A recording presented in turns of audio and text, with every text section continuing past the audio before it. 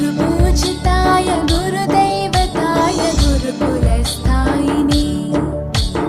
गुरुविक्रमाय गुह्यप्रवराय गुरवे गुणगुरवे गुरुदैत्यकलक्षेत्रे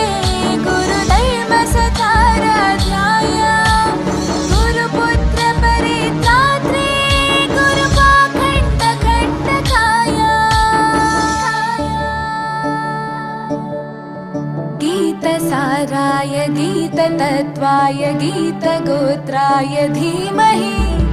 गूढगुल्फाय गन्धमत्ताय गोजयप्रदाय धीमहि